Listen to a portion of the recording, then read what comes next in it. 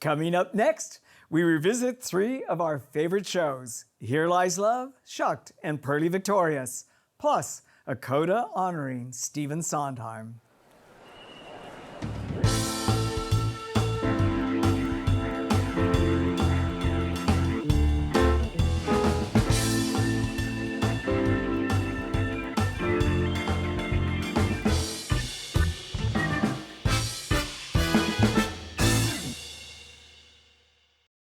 Hello, I'm Patrick Pacheco. Welcome to this special episode of Theater All the Moving Parts, in which we look back at some of the most provocative and popular shows of the recent past. Included are excerpts of our conversations with the casts of the musicals Here Lies Love and Shucked, as well as the acclaimed revival of the 1961 comedy Pearly Victorious. Then there is a postscript of how the death of legendary titan Stephen Sondheim was received by the Broadway community. We begin with a look at Here Lies Love, the David Byrne Fatboy Slim musical about the rise and fall of Filipino dictator Ferdinand Marcos and his ambitious wife, Imelda Marcos. Jasmine Forsberg, Ariel Jacobs, and Jose Lana join me to speak about how they marshaled their talents to seduce the audience to their respective points of view, and how being members of the first all-Filipino cast on Broadway brought them enormous Pinoy pride. Ariel, Jasmine, and Jose. We should probably say at the outset that Here Lies Love is about the stormy romance between the Filipino people and Ferdinand and Imelda Marcos, who ruled the country from 1965 to 1986 until, because of their graft and corruption, they were forced out. Obviously, this is a fictional account because it's a musical set to a disco beat. In terms of the research that you did for the roles that you were about to play, what struck you, if there was anything in particular that gave you a gateway to who that character, historical character, was? Let's start with you, Ariel. In researching, I realized that she always felt like she was doing the right thing. She always believed that she was showering her country with love, that she was being an act of service.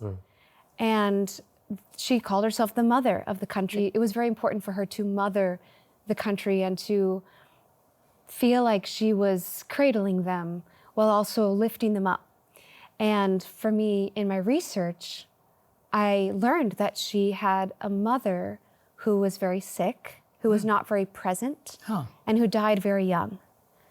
And I think that was a gateway for me to realize that she didn't have a mother figure growing up, and so she felt like it was her responsibility to become that for her people. Jasmine, obviously you play Maria Luisa, who is Imelda's alter ego. Yes, inner voice of sorts. The inner voice, the angel of vengeance. Yes. Thank you, Mr. Timbers.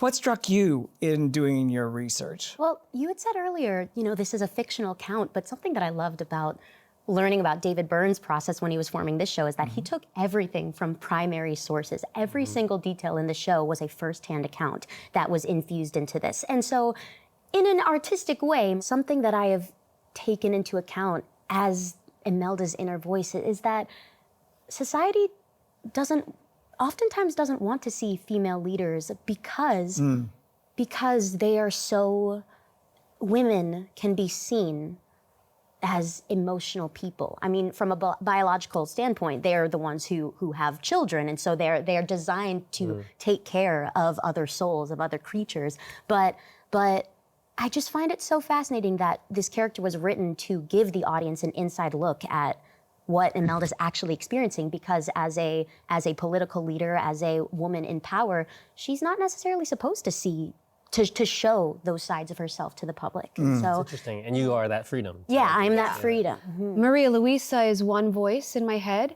but in the same moment on stage, I might be tapping into a different stream of emotions. And so you can see both of them at the same time. Right. And Humans are complex creatures. Imelda Marcos, complex creature. And Jose, Ferdinand Marcos was also a complex creature. Oh, was he? I didn't have to go far for my research. First of all, the foundation of everything that I used to dive into the show was my own family history. Like I was born in martial law in the Philippines.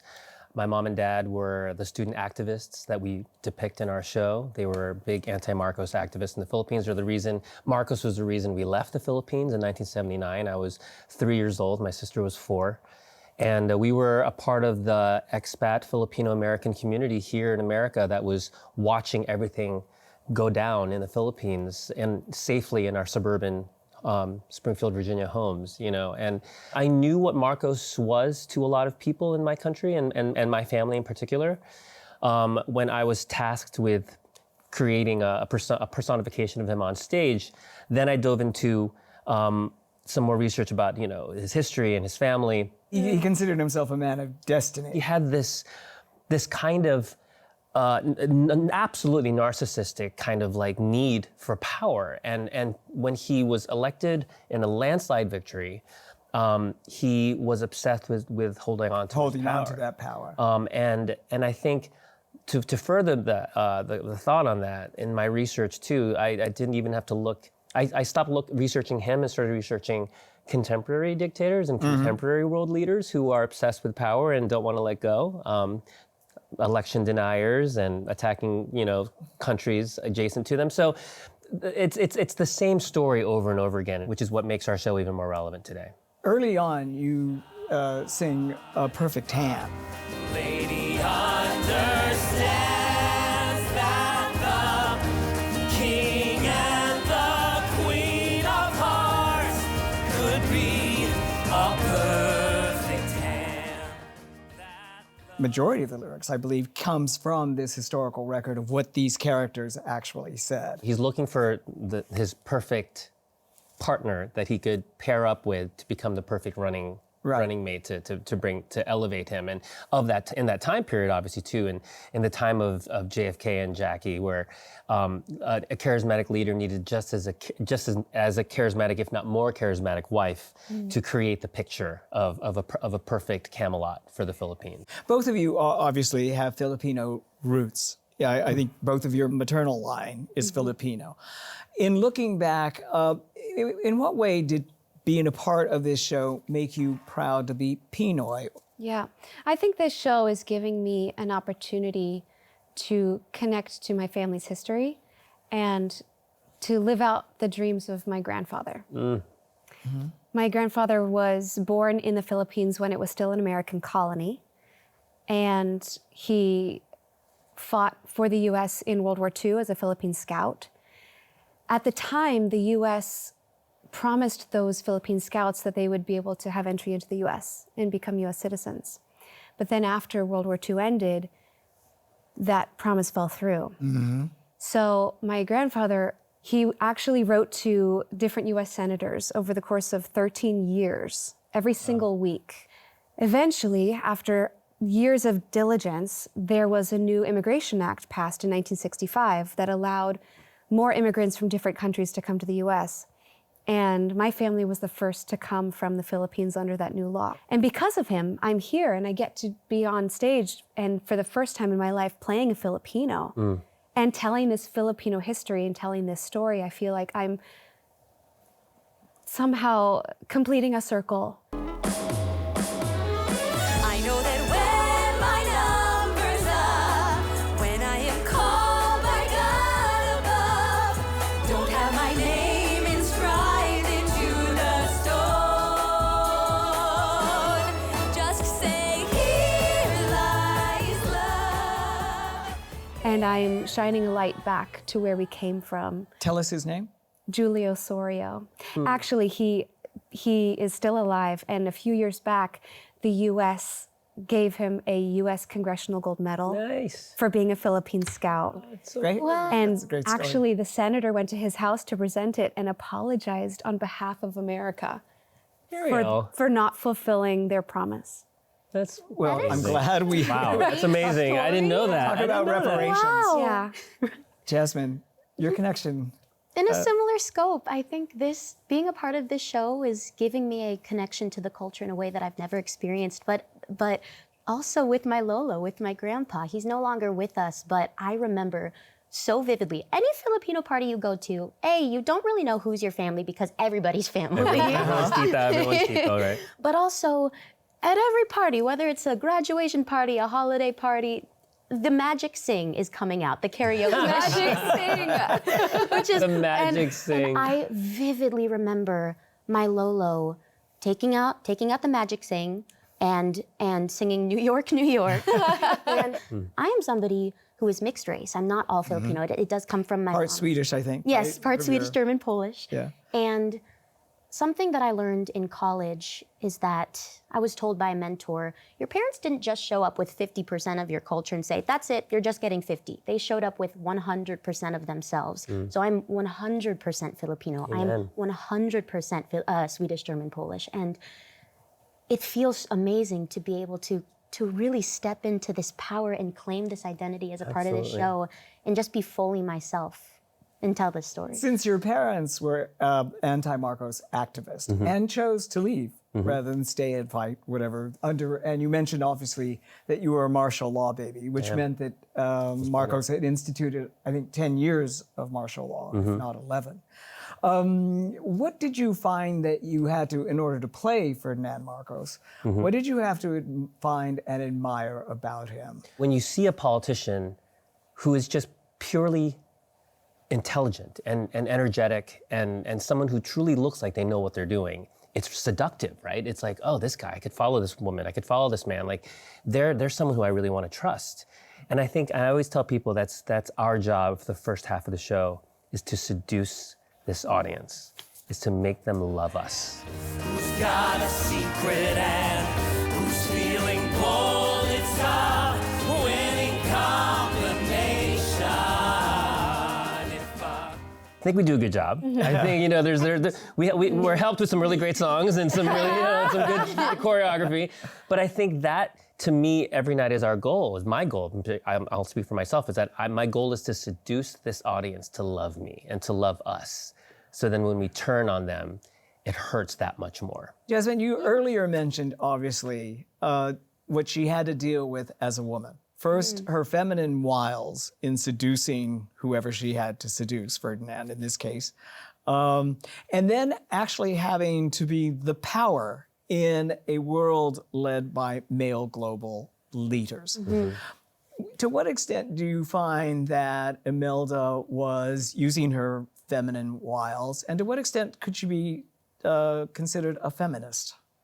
Ooh, that's quite a question. My perception of Imelda is that she knows that she is a beautiful woman and she can use these things to her advantage in a world, especially at that time, run by men. And so there is a strong part of me that believes that she intentionally toyed with these facets of her, whether it was her figure, whether it was her fashion, the 3,000 pairs of shoes that we found later in life, to climb the ladder. But then also, wow, I've never thought of her as the feminist perspective. Yeah. That was one of her superpowers, that all these world leaders constantly underestimated her and did not think she was as smart as she was, but she was very smart. And Rose to the occasion. She basically, and we're talking for you, but Ariel, it's your part. You tell me. Yeah.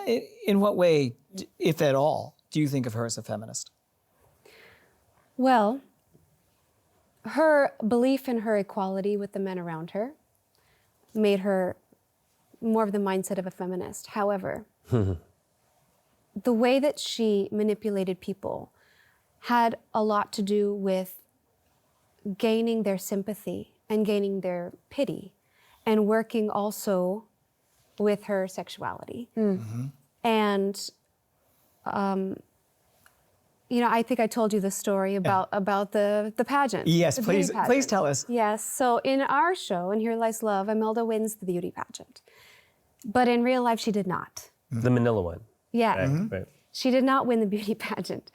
So she lost, and she was so distraught that she went to go see the mayor, and she was supposed to have a friend with her, but then she couldn't come, so she went by herself, which was unheard of at the time.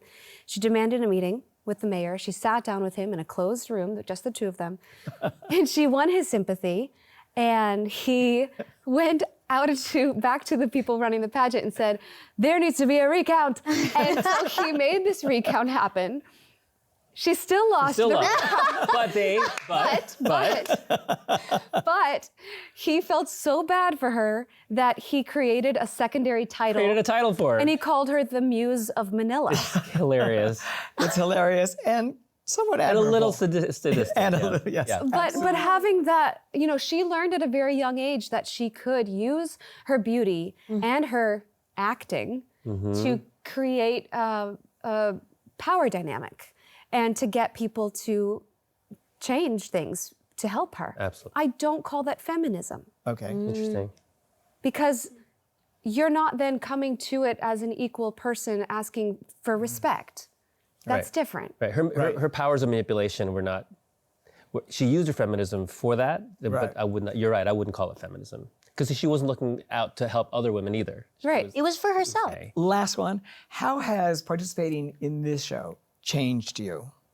I think that this show has deepened my connection to my culture and has shown me that there is more possible on Broadway, that there's more possible in storytelling and in what can be created for the experience of the artist and the audience. And I'm excited for what that means. Jasmine? Being a part of this show has reminded me that something as simple as culture, your ethnicity is in your DNA, and yet culture is so much deeper than that. And yet DNA is the deepest you can go. And it is one of the quickest ways that you can bond with a company and create a family, a familia, like what we have. And it's so special, and I hope that we can continue finding ways to tell stories so everybody feels like they can be represented on stage. I stand up a lot taller, and I take up a lot more space as a Filipino American. Wonderful. And you've been able to convey that not only to the Filipino community, the Pinoy community in this diaspora around the world and in this country and in the Philippines. You've been able to convey that. So I think they're all standing a little taller I hope so. because Here Lies Love is at the Broadway Theater. So congratulations. Thank you so much Thank for an you. illuminating conversation that just scratched the surface. Absolutely. So thank you very much for joining. Thanks for having us. We now turn our attention to Shucked, a hilarious musical comedy about how a town of Florida hayseeds, led by a plucky heroine, ultimately outwit a big city conman out to fleece them. Director Jack O'Brien, book writer Robert Horn, and actor Kevin Cahoon spoke about why comedy rarely gets the praise it so richly deserves, and how the musical was mindful to celebrate, rather than condescend to, the rubes of rural America. Comedy has no respect. Everybody thinks it's easy. Nobody realizes how difficult it is. And he does. So his humor always has its feet on the floor. And if you look on the floor, you see what's underneath it. Where's your father? Well, I tell people he ran off, but technically we lost him in a corn maze. Anyways, as a little girl, back before Mama died, Oh, wait, your mother died also? she was struck by lightning. Lightning was a rodeo donkey. One of the truisms is that comedy comes out of pain. Yes. Robert, do you ascribe to that? I think that's a multi-tiered answer. Jack says something that is a mantra for me, and I'd never been able to put it into words until he said it, which is, you have to think funny. When we sit in the casting room, when we're looking for actors, it's not about somebody being funny, it's about somebody thinking funny. And I was blessed with the ability to think funny. As I think growing up, I used comedy as a defense mechanism, as a way to survive. But I also you were in an orphanage. I did. I grew up in placement as a ward of the state, as it were, and comedy. You can use it as survival. We all decide the prism through which we want how we view the world and how we view what happens to us. And I just was lucky enough, or unfortunate enough, to be able to do it all through comedy. But the truth of it is, one of the reasons, I'm going to skip around, but Sure. you know, there was a version of the show that we did earlier, and we can get into that, did not work. And the reason it didn't work is because we didn't have Jack. And I'll tell you what I mean by that. Wow. Although we tried to have Jack, we didn't have Jack. I didn't get the part. I didn't get the show. They didn't want me. I know. Yeah. Well, we wanted you, but things work out. Things work out exactly as they should. Yes, they do. When you have comedy this fast and this relentless, if you will, unless it's grounded in story, unless it's grounded in truth, unless the stakes of the comedy are the stakes of the story and not the punchline, it doesn't work. Then it's just stand-up, and the show is not stand-up. So yes, the jokes come at you fast and furious and in many different ways. Now, I know when some of you think small towns, you think gun-toting, rusted truck hayseeds, who think liberal is how you pour your whiskey, and fluid belongs in your gas tank. But I want you to open your minds and think even smaller. They're pushing the story, and they're always coming from what the story needs to progress in that moment. And that's what Jack O'Brien brought. Jack O'Brien, who is a master at both comedy, drama, opera, ballet, pantomime, and everything. See my plie. But the thing that he kept drilling into the actors is, do not play to the audience. Play the stakes of the scene and the comedy will work. Can we back up for a minute? Sure. I want you to get to this. Yes. Yeah. Pardon me, but about thinking funny. Let me give you an example. And everybody can do this.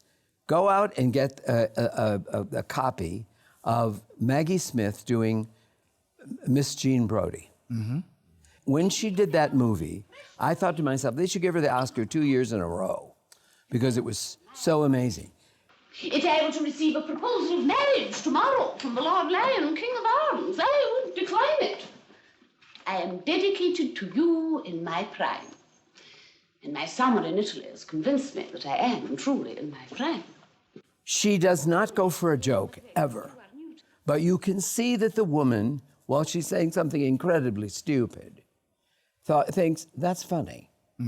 And as a result, the wit bubbles up from the ground. And that, when you get that, you are in home territory. And if I might, Yes. one of the hardest things about a comedy like this, which is a farce comedy, is there's a missing element that changes every night, and that's the audience. Because an audience is a living, breathing thing. And our actors, especially Kevin, every night has to navigate the laughter, because you can't ever wait for a laugh, because if it doesn't come, you're stuck. If you have to hear it from like a third eye, you have to hear it but not acknowledge it on the stage. And you have to know when it's about to crest to go on. And one of the joys I have of watching this show is watching Kevin, because he has the biggest some of the biggest laughs of the night. Watching how he makes a connection with the audience that you can't break through. I mean, it's tight, as he says in the show. And it's very difficult. It's a very difficult thing, and it's a very specific skill. I think people in China must wonder what to call their good plates.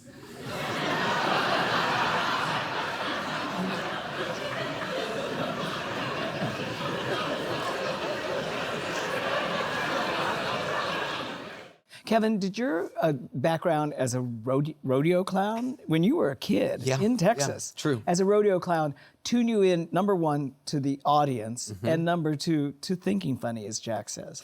Well, it's interesting because I was 5 years old. From 5 to 15, I did the rodeo circuit. And my job as a rodeo clown was to go in between the acts and fill the time until they had set up, till they had filled the chutes with whatever was the next event. And I had jokes that I told with the announcer who was up in a stand, standing in the middle of a dirt arena in cowboy boots. And we had an act. Something else, though. Back and forth. It's just cowboy boots? That's why they'd run us out of town. That's it. But I think, isn't this interesting that all of these years later, I'm standing in cowboy boots talking to an audience relaying these jokes. It's incredible how full circle this moment is for me. But you're not being chased by a Brahma bull. No, no. But you know what he is doing, because of when you see the show, you'll know his Peanut's brother is in a lot of pain. Yes, He's going to Andrew Duran. Andrew Duran playing incredible, Brilliant. incredible Andrew Duran. Just watching that performance is breathtaking. I'm a damn good man with a rod and a reel. If she don't want me, well, if she don't want me, hey, somebody will. Yeah.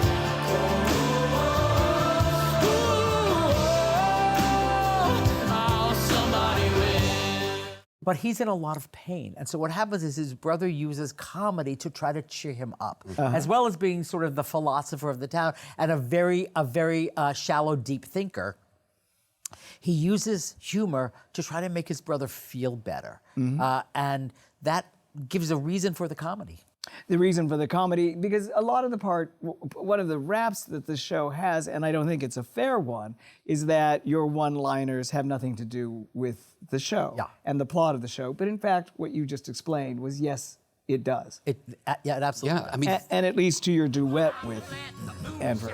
Oh, with Bo. Absolutely. Yeehaw, yeehaw, there's 2 lions, just one hen. Yeehaw, yeehaw, there's 2 roosters, just one hen. Yeehaw, yeehaw, there's 2 bottles, just one spin. Yeehaw, yeehaw, it's a fight to the finish where the best man wins. All right, I'm in. What carries over from Tom Stopper and Henry IV and all the work that you've done with classical and modern theater that you could apply to this? It's a little fatuous to do this. I deal in truth. The theater is an illusion. We know it's not real. There are people on the stage with lights on them, like this. And we go to sit and see some manifestation. The two of us are just joking up here. You know what? It's allergy season in It New is. York. Yeah. And we're all constantly, Yeah, but this whole situation, basically, is about putting truth on the stage. And the more truthful is, the funnier it is. When I did Hairspray, I devised a truth and I said to the kids, write this on your makeup mirror. You're not funny. It is.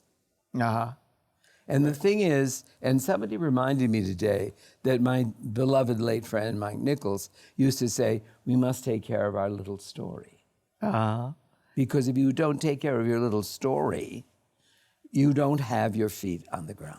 And when you were taking care of the little story, what was it that Jack brought to the little story that kind of just turned everything around and put you on the path to Broadway?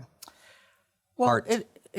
Heart? Heart. Cobb County Truly heart. found Because its heart. I tend to love to just overwrite jokes. I mean, I love jokes. And to be honest, part of Peanut's character was, great, I have a chance to just do jokes. And it grew into something more, obviously.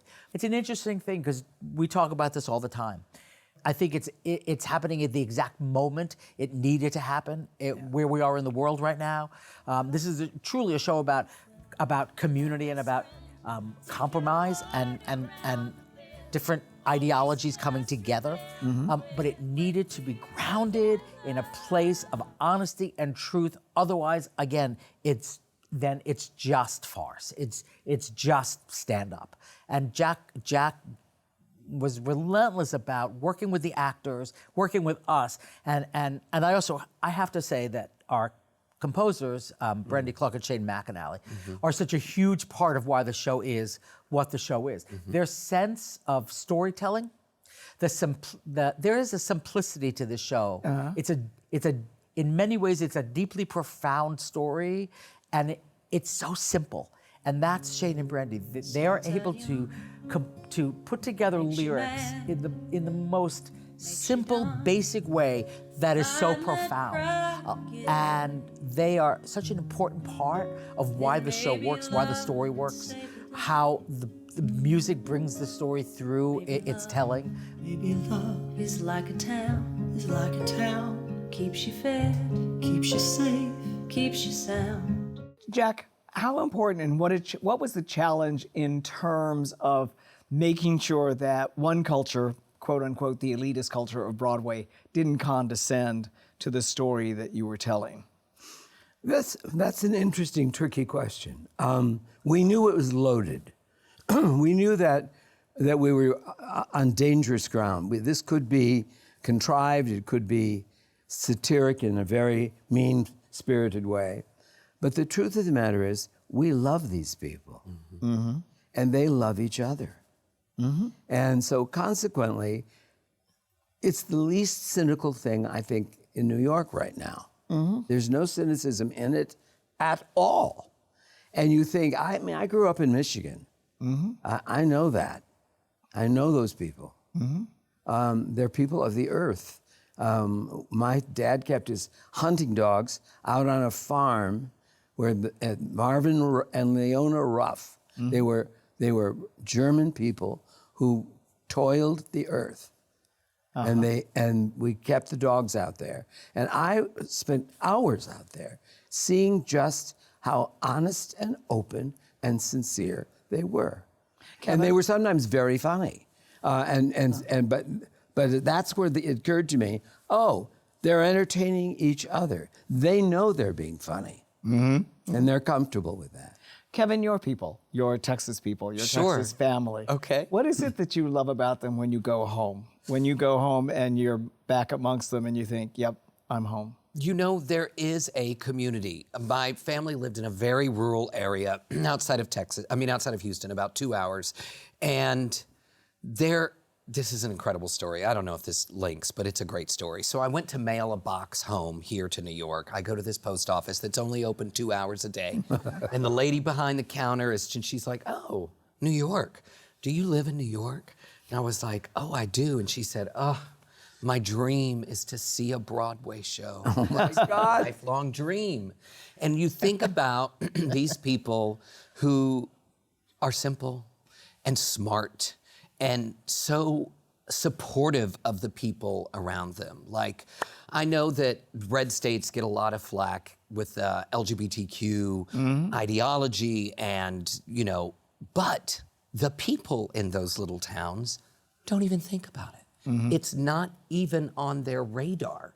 Reviving Purlie Victorious, the 1961 comedy was a risky bet, given that its writer, Ossie Davis, boldly confronted the racial tensions of the day using humorous archetypes. These well might have struck today's audiences as dated, if not offensive. Instead, the production, directed by Kenny Leon, burnished the show's reputation as a classic. This was thanks, in part, to a cast led by Leslie Odom Jr. in the title role. Cast members Heather Alicia Sims, J.O. Sanders, and Carrie Young discuss how they navigated the minefield of Davis's subversive techniques. By the way, Young won a Tony Award for playing Ludi Bell. You'll see why at the end of this segment. Heather, obviously Get Low is a Stepin Fetchit character out of that tradition of Stepin Fetchit, that Koch P. creates him as the deputy for the colored. You solemnly swear to tell the truth, whole truth, nothing else but so help you God? I do. Get Low Judson, as God is your judge and maker, do you believe in your heart that God intended white folks and Negro children to go to school together? No, sir, I do not. How does that bother Missy?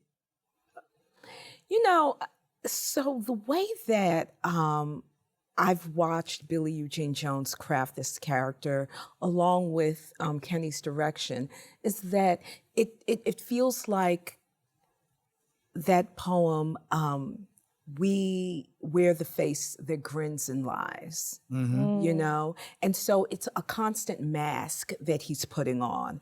And he doesn't wear that mask at home. And it is about his survival story. How do you survive in this context? And so when he leaves and he's in the presence of Old Captain, then he's got to put on that mask. But when he comes home, he's like, listen, this is what I have to do. And so I think that even though she would rather he not do it, she understands that it is about their survival, and that he does have pride in some things. He has pride in the fact that he can pick cotton faster than anybody down here. And that is, he's a hard worker. And so I think that those are the things that Missy looks at and she goes, okay, that's my man. Like the John Henry of the Cotton Patch. Yeah. Right, the fastest. It makes me think of also the quote that Pearlie says that the best pretending in the world is done in front of white folks as like a recurring theme throughout the entire play. But I ain't never been in a mess like this in all my life. Mess? What mess? You mean go up on that hill in all them pretty clothes and pretend in front of white folks that I'm your cousin B, somebody I ain't never seen or heard of before in my whole life? Why not? Some of the best pretending in the world is done in front of white folks. But specifically in Gitlow's character and the beautiful masks of survival that he goes through. Yeah, I'm going to get to that because it's really one of Brilliant. the most fascinating points that you've just pointed out, Kara. I know that you're from, I think, Belizean emigres, right? Your parents were born in Belize. And it seems to me that the Belizean experience of the enslaved legacy is much different from the American Black that this play occupies. When you were growing up, did you find that you had a different interpretation of the enslaved American past because of that? And how has being in this play, and particularly in this world, perhaps changed your opinions or influenced them or caused you to look at it in a different way? As a Black woman born in this country, the way that history has been taught to me has been inadequate, specifically Black history and the legacy of enslaved people in this country and also globally, because we can look at all of the Americas and the way that enslaved people came to the Americas from North to South America to Central America. And I believe that going into this play, it does dissect the structures of and the absurdities of the racial and social structures of America. Now, the more that I am entering the world of this play, it's imperative for any actor, any person who is taking on this world to also do the due diligence of the research that is. And when we look at the time that we're living in and how history is being buried, and history is always being buried, our history, specifically as a person of African descent, has always been buried. And we can't forget our history. I just want to piggyback on what Kara was saying, because my family is from Jamaica. I'm the first person in my family born in this country. And I grew up in the New York City public school system. I went to an elementary school called the Weeksville School. And one of the things that I am most proud of was the education that I received there, because from the time that I was in kindergarten, we had something called ethnic studies, and shout out to Mr. Walks, because we did that from kindergarten through 6th grade. And so it was imperative that we understood our history. And so something that you said in terms of how we received the information of the legacy of being enslaved in this country, it was my understanding that it was the enslavement of Black people in this hemisphere, you know, and the why of it. And so I think that I love your answer, because too often, and I think this is something that's happening now, a lot of people want to stratify the enslaved people in America. And I understand that those ships went everywhere. And sometimes they took people who were enslaved here and brought them to the Caribbean, and then took people back. And so it's a constant ebb and flow of of us. Yeah. And what Ossie Davis does so beautifully in this play, Jay, is that it's subversive in a very sly, funny way, which is the best way to sort of communicate often to a larger public.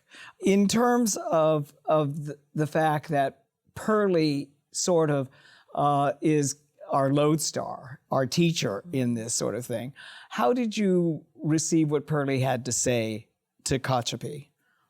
He questions. Yeah. I mean, why not? It's tradition, is my answer. Why is that tradition, is what he says.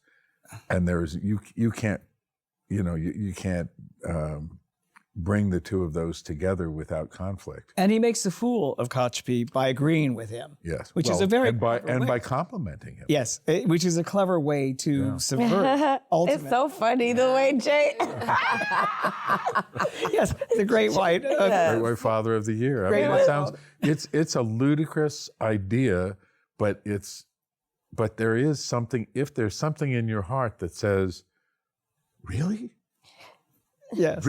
Really?" But you know what's so and crazy? you're open to it. What's so sorry to cut you off, Jay. Don't be But what's so crazy about this is that, that when you go into a certain and not to shield any kind of person in America, right? But there are people in America who have been used to only one thing. We are so lucky as New Yorkers. Let me just put this out. Let me throw CUNY, what's good? Because we're so lucky as New Yorkers to really have a global perspective, if we're lucky, but in our workplaces, in the places that we work, in our schools, when we're taking the train, we see the world around us. And there are a lot of people in this America that we live in and in the world that just only see themselves. And so we're like, when we look at somebody like Captain Kochepee and the naivete of tradition, and what that is, it's like there's something really special about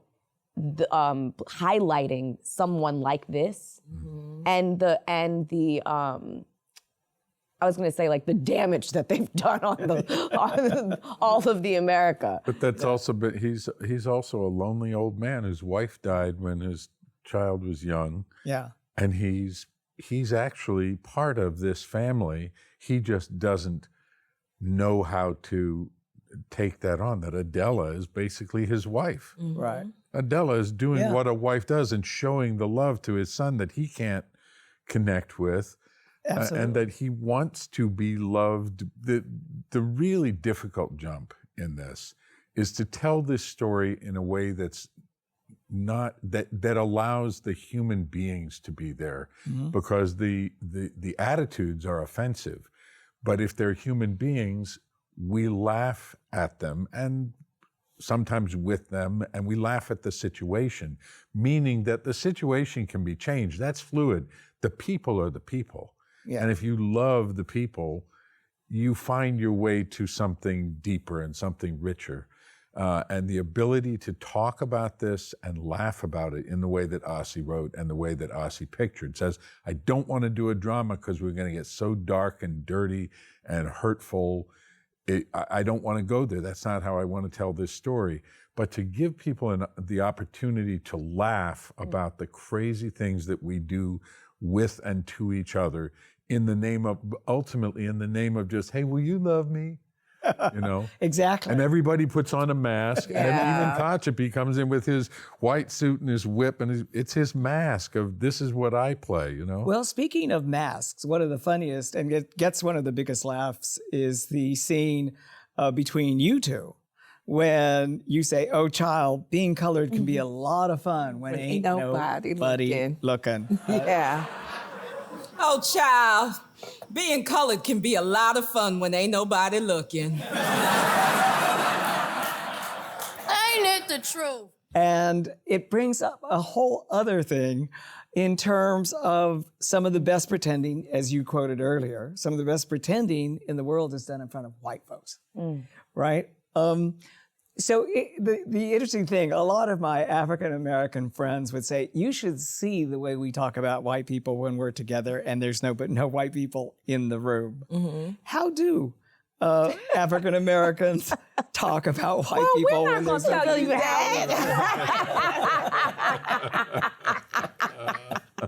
You know what? But let me say this, because we're not answering that question. I will say this, that there is something about being with each other that feels so good when you can just feel free. And I think that that is what Ossie is talking about. Is talking about that freedom, the freedom to be yourself and not have to code switch in any way. And so in those moments when we can just eat our food and talk to each other and just have a shorthand without having to explain ourselves. Right. That is the freedom and the fun. Magic. You know? You can't explain it. That happens. Yeah, so I think that's what he's going for. Yeah. And I almost think that Yes, just to piggyback on what Heather said, I feel like no matter where you come from, whoever you are, wherever your people are from, like being together without a very white world, because like whiteness has been the infiltration on our systems, right? But without that, like wherever you're from, whether you're Puerto Rican or Japanese, like wherever you're from, being whomever can be a whole lot of fun when ain't nobody looking. Honestly. What is the most fun to play for each of your characters and each of your scenes? You know what? I love listening to the scene that I'm not in where they're all like, it's that madcap energy. I love listening to that scene. The scene that Madcap energy, you mean when I meet... when you meet Ludi Bell. Oh, right. When you meet Cousin B. Cousin B, right. It's the Pygmalion scene. Yes, it's the Pygmalion scene. Will she, can she pass? Yeah. Right. And yeah. Yeah. And you're wobbling around in her shoes, right? Yeah. And I'm completely charmed by her. Yeah. And since Henrietta's husband, Horace was already dead from heart trouble. Gunshot wound. His heart stopped beating, didn't it?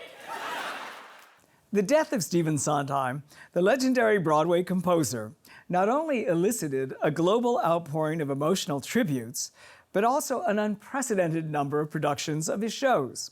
In relatively quick succession, Broadway was treated to acclaimed and popular revivals of Company, Into the Woods, and Sweeney Todd. On the cusp of a posthumous off-Broadway production of Here We Are, his last musical, we gathered a group of theater experts to discuss his titanic legacy. Podcaster Matt Koplik, critic Juan Ramirez, and executive editor Ruthie Fearbird. The conversation ended with an elegy of personal remembrances. In 1994, New York Magazine headline, "Is Sondheim God?" Since his death in November of 2021, there have been 4 major revivals of his work on Broadway. In light of these revivals, how would each of you answer the question? Is Sondheim God? Let's start with you, Matt. I don't think I needed this year of revivals to think that he was God. I grew up being told that he was the ultimate. And over time, as I got more exposed to his works, I was like, yeah, no, this is pretty incredible stuff. I think that the popularity of these revivals just reinforces that he's the best. I'm always hesitant to say words like God so flippantly, because you never know who you're going to trigger. Ruthie, is Sondheim God? Trigger anything in you? It triggers a lot in me, actually. There are godlike qualities to Sondheim, is what I will say. But do I think he is God? No, because Sondheim still comes from other influence, right? Sondheim himself would say that he wouldn't have gotten anywhere without Oscar Hammerstein. So, and then I think it continues to iterate. Did Sondheim create absolute masterpieces and absolutely flawed works like God? Yes. The prolific nature of Sondheim is what I think leads us so often to thinking of him as, whether you want to call it God or just the ultimate, the father of musical theater. There are a lot of gifts from that man, and he certainly is singular, but I think he comes from something and he led to something else. Juan, what's God like to Stephen To Sondheim? me, I mean, I think of him, I want to say personally, like I ever knew him, haha. But in the way that his collaborators have talked about him, I mean, like you think of the way that Elaine Stritch, for example, talks about him, and you feel like she's talking about being in contact with God. You know, it's like this all-knowing, and he has that sort of meticulous craftsmanship to everything he does that I think maybe he's always there. Someone asked me recently, am I a Sondheim fan? Because I haven't been talking about him recently, and I was like, he's just always there. Yes. So I don't need to be talking about him to be, checking in with my inner Sondheim every day. We should probably say he was the first one to mock that. In Sondheim on Sondheim, there was actually a song called God. And in it, he mocks his elevated status. Still, you have to have something to believe in, something to appropriate, emulate, overrate, might as well be Steven. And this box contains my fingernail clippings. I'm thinking of sending them to the Smithsonian. What accounts for your own personal passion for Sondheim? His lyrics for me. Yeah. His lyrics. Can you tell us your favorite, among your favorite, what lyric just makes you think Sondheim is God? I have it on a calligraphed piece next to my bed. You know, it's Sunday in the Park with George, because I'm a writer, and I am sometimes feeling like I am always saying the same thing, or someone else has said it before me, and it's, let it come from you, then it will be new. Give us more to see. Anything you do, let it come from you, then it will be new. Give us more to see. And what accounts for your passion, Matt? I think it's intergenerational, because I fell in love with Into the Woods first as a kid, and then my dad introduced me to Follies, and my grandmother introduced me to Company. And it just means different things to different people. And so in addition to just objectively good writing, I have memories of my relationships with everyone in my family with his stuff and how we all come at it differently. My dad and I talk about Benjamin Stone and Follies every other day. We talk about Sally Durant Plummer weekly. I think now that we've both lived a little bit more life and we both have had our heart broken from life, I think now is the time that we start looking into passion. But as of right now, my dad and I are very much like, we'll talk about Follies till everyone's dead. Or everyone's asleep anyway. One line, I think it would be the Sunday line as well, which might be, I mean, if I could quote that entire show and make that my sort of Sondheim line, I don't think there's ever been a time where I don't at least well up listening to that cast recording. The first Sondheim, like Gypsy, I think, weirdly. I saw the Patti LuPone production. I was way too young to understand what was going on, but her voice physically hit me. You'll be swell, you'll be great. Gonna have the whole world on a plate.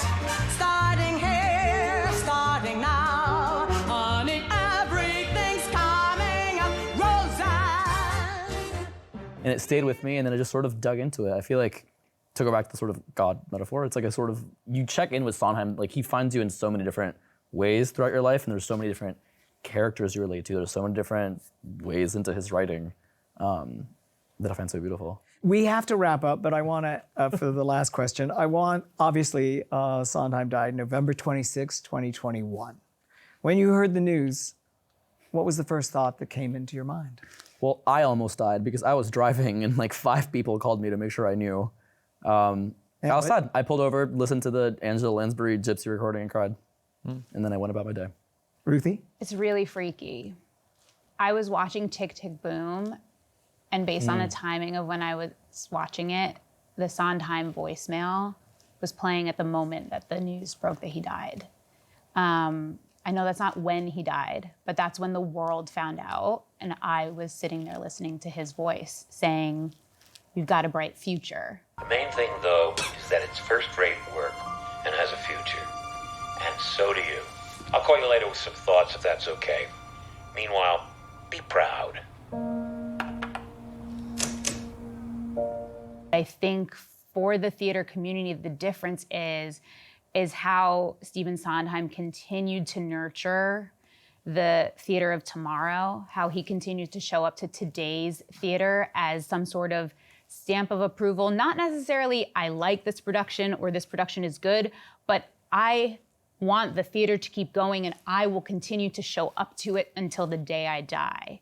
And so we lost that person that carries the banner for our art form that day. What's so remarkable about what you just said was that it was Jonathan Larson in a posthumous work that saw the light of day posthumously at the same time. You couldn't.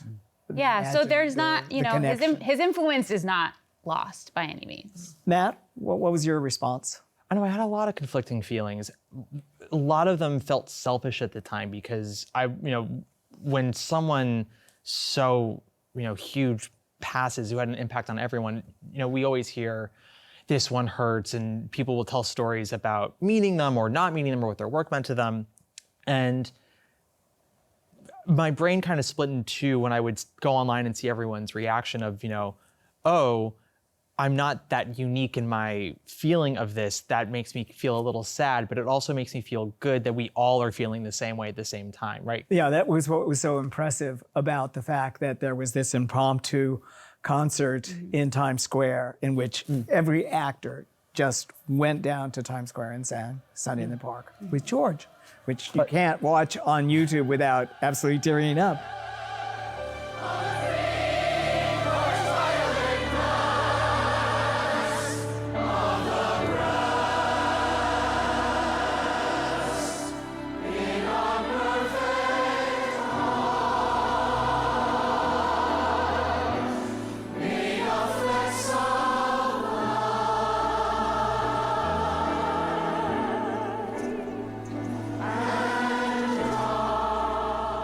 I think Arthur Miller was the one who said that when you're in the presence of great art, the only proper response is gratitude. So that's what I felt. I just felt grateful, and I feel grateful to you, Matt, Ruthie, and Juan for this wonderful and emotional discussion. But how could it have been otherwise? Of course. Thank you so much for having Thank you. us.